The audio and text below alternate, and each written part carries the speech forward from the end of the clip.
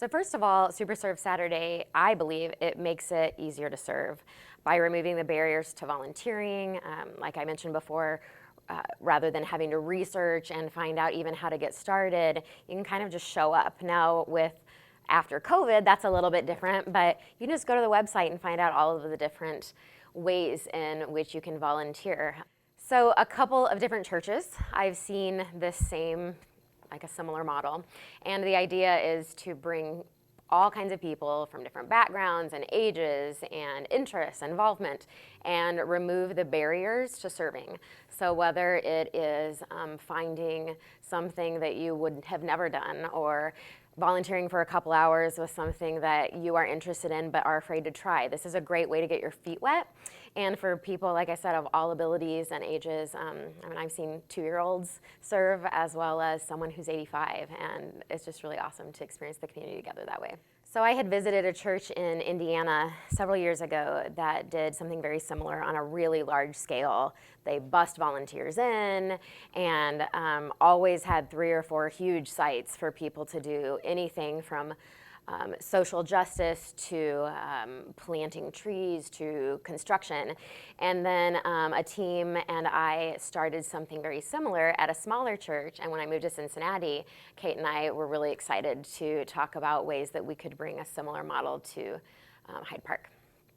So the first time I volunteered with Super Serve Saturdays, I went to Meals on Wheels, and it was neat because I'd heard about it for years, but to see it actually operating in person was very cool.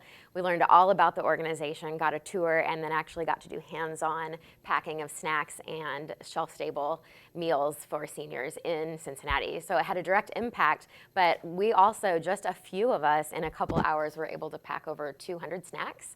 And in that time, not only did we learn about the service opportunity itself, but I served alongside people in the church that I had never met. There was a young adult and also a retired couple that, again, I had never met, and suddenly we had this shared experience together, and we're really excited to do it again.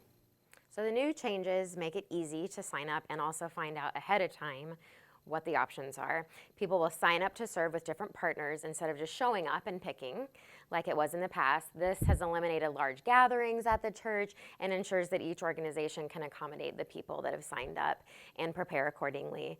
Signups will be available on the homepage of the church on the rotating banner when they are ready each month. So each month there are lots of things that will be available on the website, but there's also always the opportunity to serve at home and bring something versus going somewhere. There are so many things I love about Super Serve Saturday. First of all, it is so easy to remember because it's always the 3rd Saturday of the month. So S3, you can remember it that way, 3rd Saturday, and everyone is welcome. It doesn't matter how old you are, how young you are, what you believe, where you live, what your abilities or interests are. You can come. There's a place for everyone to serve and get to know other people and to learn, and whatever you bring to the table is valued. So this service opportunity has allowed me to interface with the public in a way that I maybe wouldn't have.